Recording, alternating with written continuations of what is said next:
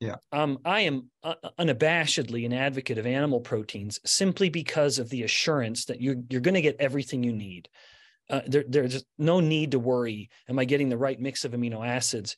The moment you go to plant-sourced proteins, you do have to ask, am I getting everything? Now, Stuart Philips, who is kind of the expert on muscle protein synthesis, he has found that if you just go to the base amino acids from plants and animals and load a human with those, their ability to promote muscle protein synthesis is equal.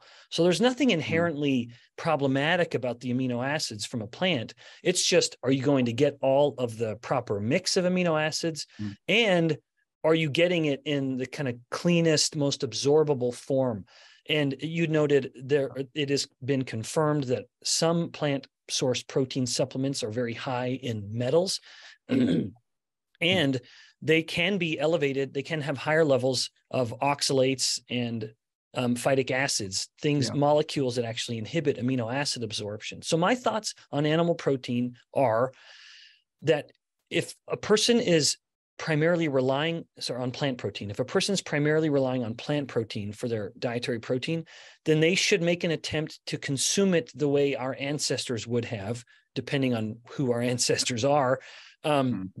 But like, for example, throughout Asia, a culture that has been relying on plant protein in the form of soy for, since time immemorial, or even instances of communities in South America, they would ferment the plant protein.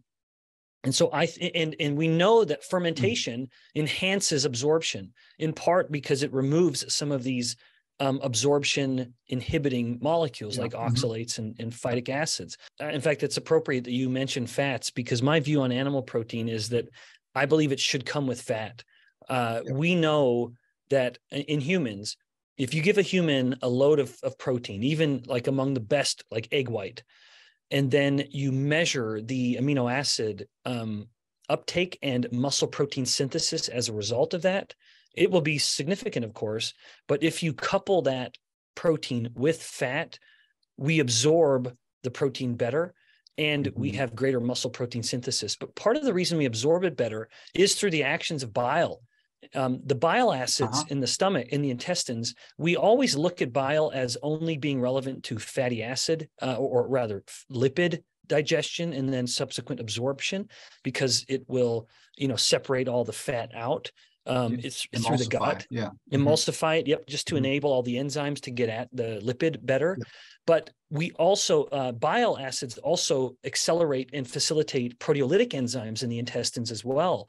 This is why when I hear someone who says, well, I can't take whey, and whey protein is like maybe the single best protein source for humans. But they'll say, I can't have a whey-based shake, it upsets my stomach. And the number of times I have seen this happen is so much, the anecdotes just keep stacking, where I will say, well, what if you mix a little bit of fat in there, either a little bit of, warmed butter or a little bit of cream, then how? And they will try this, and sure enough, their digestion problem is resolved. It's because in nature, I don't think there's an exception to this. I'm unaware of one. In nature, there is no such thing as a protein that does not come with fat.